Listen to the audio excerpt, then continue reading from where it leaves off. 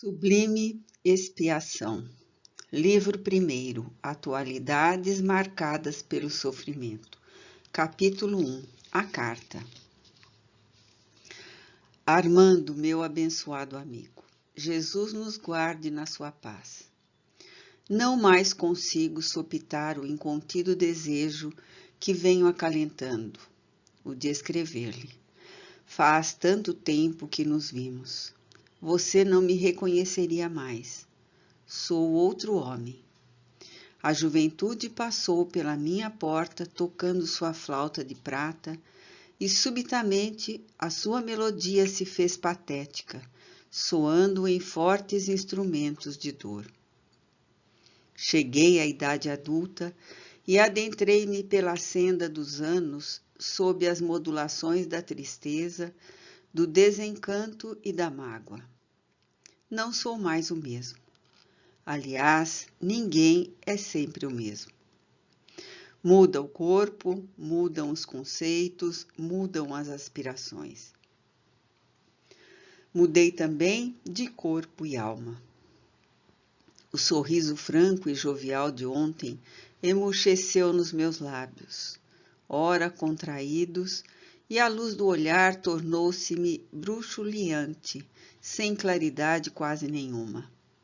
O corpo ágil entorpeceu-se e as mãos níveas de delicados dedos que acarinhavam o teclado, arrancando os acordes nostálgicos de Chopin, agora parecem galhos retorcidos, atormentados, crispados pelas enfermidades longas. Pensei muito antes de escrever-lhe. Os anos, esses tentáculos do tempo, visitaram-me demoradamente, mortificando-me a cada instante e ensinaram-me coisas e lições de sabedoria que somente o livro da vida, no leito da meditação demorada, consegue propiciar. Estou com hanseníase, meu amigo, há quase um decênio. Encontro-me internado na colônia de Efraim, no estado de Minas Gerais. Toda aquela dolorosa peregrinação por consultórios médicos terminou num leito de hospital de lepra.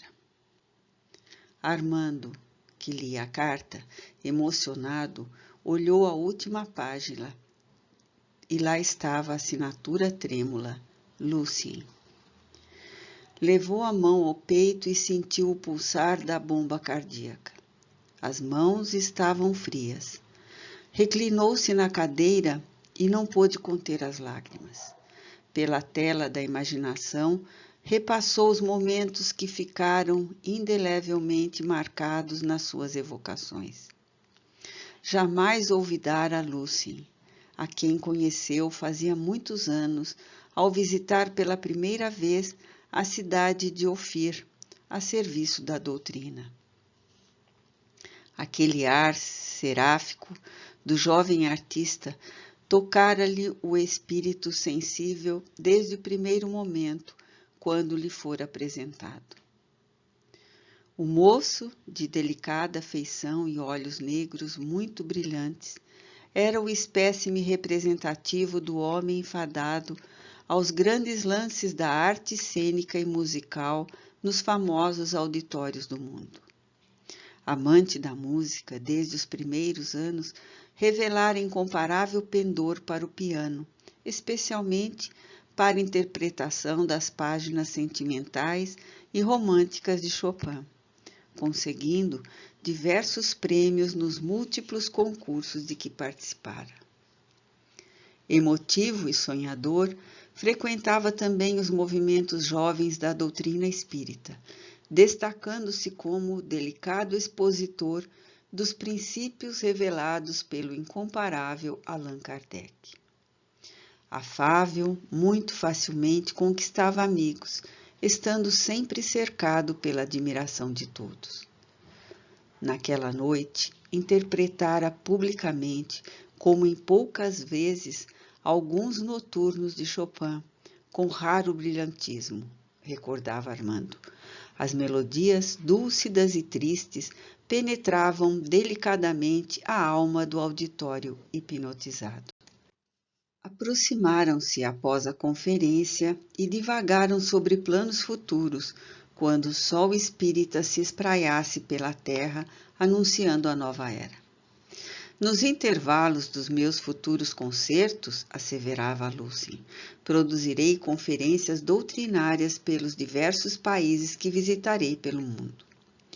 E de olhos brilhantes, voltados para o porvir não distante, acrescentara: unirei as duas ciências, o espiritismo e a música, e farei vibrar as cordas sensíveis da humanidade. Naquele instante, parecia hierático mensageiro da esperança. Viveram dias de emocionante fraternidade, lenidos pelas balsâmicas emoções do espiritismo com Jesus. Armando enxugou os olhos e voltou à carta. Peregrinei por diversos consultórios médicos naquele tempo. Sim, recordou o amigo. No ano imediato, ao retornar a Ofir, encontrara-o desanimado, aturdido. Estranha enfermidade produzia-lhe inusitado sofrimento. As mãos, aquelas mãos delicadas e bem conformadas, pareciam enfermas, inflamações nas articulações e dores que desapareciam inesperadamente. Palidez acentuada na face e ligeira despigmentação nos pés, também irregularmente inchados. Reumatismo ou artritismo deformante, disseram alguns clínicos. A terapêutica usada, todavia, longe estava de minorar as dores e as expectativas. Os dedos se negavam como a desejar a execução ao piano. Angustiado, supunha ser o fim. Sim, recorrer aos passes, afirmou contristado, sem resultado aparente. Estava disposto a consultar instrutores espirituais que se revelavam mensageiros da saúde, por meio de digno médico residente em outro estado. Confiava em Deus. Já não esperava resultados por intermédio dos médicos encarnados, desabafou em copioso pranto. Não desanime, consolou Armando. Jesus é o médico divino de todos nós, e somente nos acontece aquilo de que temos necessidade, o que nos leva a pagar o que devemos e se faz imprescindível resgatar. Confie. A noite sombria é apenas aparência. Além das pesadas nuvens fulgem as estrelas. Assim a dor em nossa vida. Além dela, os sóis de ventura e paz do infinito da vida. Coragem, amigo. Despediram-se sob coercitiva inquietação. Ore por mim, rogou de voz embargada. Orarei, faça o mesmo por mim, respondeu o companheiro comovido. Agora Armando voltou à epístola e a mente de súbito turbilhonada traduziu-lhe a palavra milenarmente detestada. Buril de espíritos necessitados de sublimação, escada redentora, caminho áspero de libertação inferior. Morfeia. Continuava a carta. Tratamentos hidrominerais em diversas estâncias balneárias foram inúteis. A doença avançava e as esperanças esmaeciam no meu espírito aturdido. A ideia do suicídio começou a tomar corpo na minha mente. Era quase uma obsessão. Obsessão, sim, porquanto desde os primeiros dias da minha vida, à medida que a inteligência despertava, percebi estranha e peculiar presença no meu caminho. Um ser que me dizia amar e que simultaneamente me detestava. Após intermináveis visitas a consultórios que redundavam em inúteis esperanças e mais tormentosos sofrimentos em balneário distinto, alguém sugeriu à minha família que me conduzisse a certo dermatologista daquela cidade, excelente pela rapidez dos seus diagnósticos. Ah, meu amigo, a esperança. Aclarou-se-me o pensamento e voltei a sorrir. Naquela tarde, dirigimo-nos ao local indicado, meus familiares e eu. A consulta estava com hora marcada. No momento em que adentrei pela sala, o médico fitou-me à distância e disse sem rebuços: "Esse rapaz tem lepra." "Lepra?" gritou minha consciência. Quis correr. Era uma loucura. Alguém estava equivocado.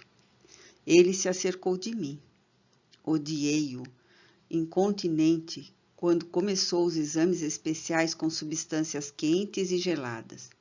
Era-me impossível dizer o que sentia, não pela total insensibilidade da epiderme, mas pelo transtorno emocional que de mim se apossara. Não, meu caro Armando, não se podem descrever emoções. Naquele instante, penetrei na furna sombria do desespero, onde se fica dominado pela alucinação. Os exames posteriores, a pesquisa de bacilos, infelizmente ou felizmente, confirmaram o diagnóstico impiedoso. Era o mal de Hansen, a enfermidade bíblica maldita em mim. Imagine. Sim, os lances são muitos e dolorosos. Aqui estou, meu caro amigo, internado neste lar de recuperação espiritual, ao lado dos companheiros de antigas loucuras, ressarcindo com lágrimas demoradas, penas profundas meditações. Não lhe vou fazer sofrer em face ao meu relato. As minhas são dores de que necessito e não as posso repartir com os corações queridos. Após ter peregrinado 10 anos entre os sanatórios psiquiátricos e Hanseniano, estou em paz comigo mesmo e trabalhando na ansiosa expectativa de auxiliar alguém dentre esses muitos irmãos de cruz redentora. Desejo pedir-lhe que me ajude por meio de amigos, pois sei que você os tem, a levar adiante os meus planos de terapêutica ocupacional para os internados que estão aos meus cuidados, a fim de que oportunamente, na condição de egressos, tenham com que viver honestamente. Não tenho amigos, ou melhor, creio que jamais os tive, com raras exceções, perfeitamente compreensíveis. Minha família exigiu que eu mudasse de nome, a fim de não os envergonhar, quando aqui me internei. Em homenagem ao carinho que você sempre demonstrou por mim, resolvi adotar o seu nome, Armando. A enfermidade não me fez sofrer o que a ausência dos familiares me produziu em angústia e soledade. Sou desse modo estranho no seio da terra em que nasci, sem lar, sem família. Sozinho, mas com Deus, que é, aliás, nosso melhor sustento. Áspero tributo se paga sob as purulentas feridas da hanseníase. Não sei como você receberá esta carta. Creio, porém, que muito bem e que me envolverá no fervor da sua prece, de que muito necessito. Guarde-me desse modo no coração e na lembrança. Seu irmão na fé e pelo sentimento. Lucien. Armando mergulhou em profundas reflexões. O planeta de provas e expiações, a que se refere o ínclito codificador do Espiritismo, pensou. As criaturas que se encontram na carne quase sempre estão em processo de reparo, corrigindo erros graves e preparando-se para a ascensão inevitável ao reino da luz. Mas, até esse momento, enxugou o suor que porejava abundante. As lágrimas não se atreviam a cair além da comporta dos olhos. Reviu pela imaginação o amigo querido. Não pôde conceber como estaria ele agora. Sinceramente comovido, buscou o concurso sublime da oração lenificadora e mergulhou no oceano sacrossanto da comunhão com o Senhor, intercedendo pelo amigo e dulcificando-se também. Retornando das paisagens edificantes da oração, Armando não pôde sopitar todas as recordações que lhe exploravam a mente e o coração compadecidos. Jamais lhe ocorrera que Lúcien estaria no leprocômio. A verdade é que nunca esquecera o jovem amigo. As lutas e as necessidades do dia a dia, não obstante o labor evangélico da disseminação da palavra do Senhor, colocaram à distância muitos sonhos juvenis. E embora a ponte do tempo o mantivesse ligado aos antigos afetos, deles frequentemente se distanciava. Também ele experimentara suas próprias dores e sentira esse impositivo de evoluir, superando dificuldades e esmaecendo sombras do caminho com a luz meridiana da fé.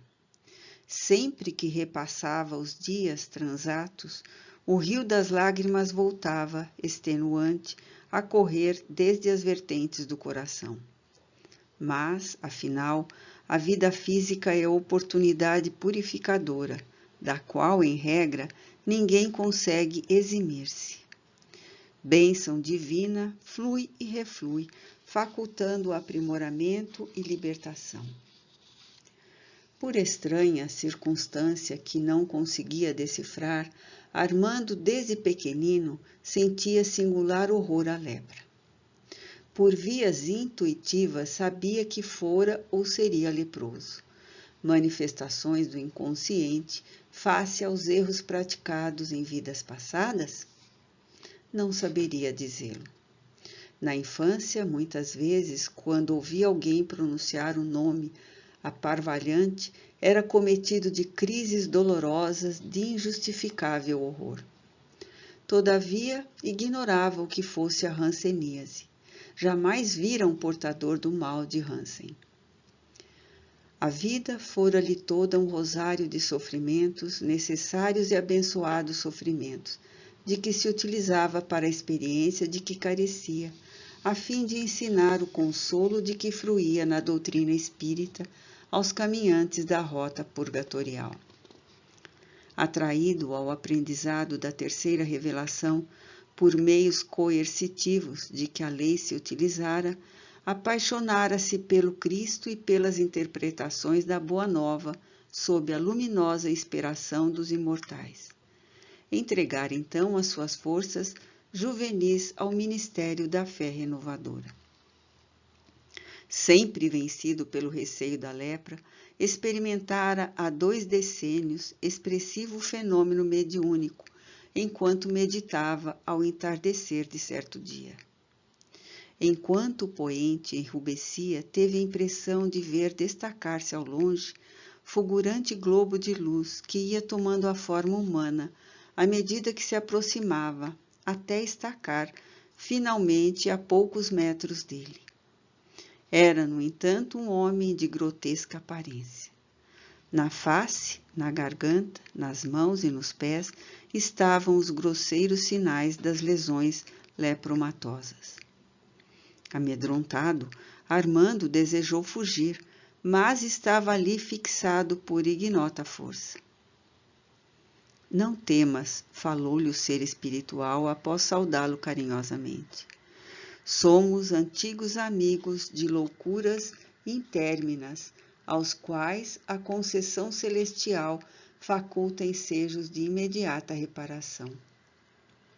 Na última caminhada terrena, enverguei as roupas do que foi conhecido por Jesus Gonçalves, de jornalista incipiente em próspera cidade paulista, marchei para a abençoada Universidade do Sofrimento, o leprosário Damião de Vester. Ali, pouco a pouco, sob o palio da bondade dos céus, aprendi a recolher as pérolas de luz da própria renovação. O Espiritismo, bafejando-me o espírito, balsamizou as úlceras lepromatosas, transfigurando-lhes a estrutura nos meus olhos atônitos e transformou a configuração da dor. Não me foi fácil o caminho pedregoso em que se multiplicavam as urzes e os cardos, de que necessitei para a própria purificação. Fruí, no entanto, a rara felicidade de convocar outros corações, antigos comparsas de crimes, ao aprendizado da fé espírita, por cujo roteiro reuníamos forças para levar de vencida problemas e limitações. Animados de propósitos superiores, embora o chavascal em que o corpo lentamente se transformava, edificamos na colônia em que residíamos um centro de estudos espiritistas, onde nossas esperanças refloriram e a estrela da caridade passou a clarear os muitos destinos que se reuniam para o conforto da prece, quando transferíamos as tristezas da terra para as paisagens felizes da espiritualidade que nos aguardavam. A entidade fez expressiva pausa. Armando, magnetizado, experimentava simultaneamente emoções diversas. Receio pela aparência com que desencarnara o visitante, assim mantida como preito de gratidão à cruz dos sofrimentos reparadores. E simpatia envolvente pelo ser transcendental, muito superior à forma transitória da indumentária física que usara. O visitante modulava as palavras com musical articulação enquanto se metamorfoseava aos olhos espirituais do ouvinte fascinado. Antes, conduzindo a clava dos impiedosos e os cetros dos reis, pisei terras que se converteram em cemitérios e cavalguei por sítios que se transformaram em sólidos áridos, crestados após a passagem das minhas hordas sangue-sedentas. Os séculos de dor, em regiões punitivas e purificadoras, não conseguiram modificar a estrutura do meu espírito rebelde. Novamente tornei aos cenários da terra para aprender e recuperar, mergulhando novamente em abismos de loucura política, corruptora e sanguinária, em que dezenas de milhares de vidas sofreram o guante de minha alucinação guerreira, em nome de falsos ideais de liberdade e dominação, para expungir, em definitivo, o passado culposo no catre da lepra redentora que bendigo. Tudo é transitório, amigo dileto, enquanto estamos no carro sombrio da carne humana. Somente o amor possui a linguagem definitiva e enobrecedora da vida, capaz de vencer o túmulo de cinzas e alcançar a madrugada espiritual. Permanecem as construções do bem e a luz da fraternidade, espalhadas por onde se erguem os alicerces da esperança. Renasceste como todos nós para recomeçar a experiência evolutiva. Trazes no perispírito, onde se cediam as necessidades que nos impomos, após os gravames das experiências malogradas, os germes da hanseníase, que poderão ou não manifestar-se e infectar-te o corpo somático, dependendo de como te utilize das forças físicas, ora ao teu alcance. Não apenas pelo impositivo expiatório, recuperamos o patrimônio mal baratado do espírito. As leis soberanas são todas de amor, e pelo amor toda a multidão de pecados é perdoada, conforme asseverou Pedro, recordando o Senhor da vida na terra. O cabedal de energias que utilizamos no cumprimento do dever e na preservação da virtude multiplica-se ampliando a potencialidade que lhe é própria, a benefício da usina donde promana nos tecidos muito sutis do espírito. Assim trabalha e serve, ama e ajuda. Pelo amor repararás os desastres da ignorância, da ira e da maldade. Armando recordava-se que o espírito estava então fulgurante. Modificara-se-lhe toda a aparência antes desagradável. Tornou-se verdadeiro mensageiro da luz e da beleza. Radioso, era difícil de ser definido. Após reflexão mais acentuada, o benfeitor imortal prosseguiu. Todas as fibras físicas diluídas pela enfermidade, sob o pálio da resignação, agora ressurgem em diáfana constituição, impossível de ser descrita para o entendimento humano. Se todo membro escandaloso deve ser amputado, conforme a concepção evangélica, todo instrumento de amor e redenção se converte em manancial de beleza e felicidade, pois a recíproca do ensino é verdadeira. Não te ouvides, portanto, do próprio serviço renovador. Haja o que houver, persevera no bem e insiste na invariável misericórdia do Pai, que tudo prevê e provê. Não te desanime a luta, nem te faça recear a sombra do mal. Sejam tuas as mãos da caridade e teu o verbo da esperança, na conjugação do serviço eficiente, contínuo, intérmino. A vida é o que dela fazemos na vitalização do destino. Visita logo possas os teus irmãos na dor, aqueles que a lepra interior esfloriu em chagas pestilenciais e não sabem caminhar. Tu que também a trazes no espírito, sem exteriorizar-se, por enquanto, o medo produz sintonia com aquilo que se teme pela própria vibração que emite. Assim também a esperança do bom eleva o espírito, graças às energias que elabora, facultando o intercâmbio superior com a verdade. Os que caminham a sós esperam por todos nós, os que já sabemos marchar, como aqueles que estão aprendendo a seguir a direção da luz do Cristo. Armando recordava-se de que, a partir dali, do encontro inesquecível, modificara a forma de pensar, alterara os conceitos até aquela hora mantidos sobre a lepra.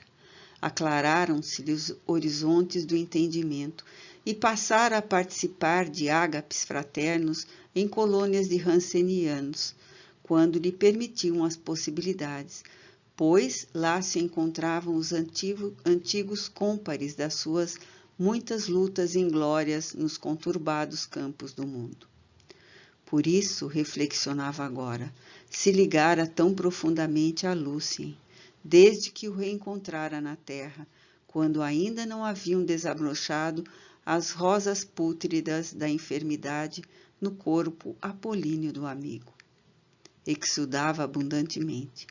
Havia silêncio em volta e o turbilhonar das recordações íntimas.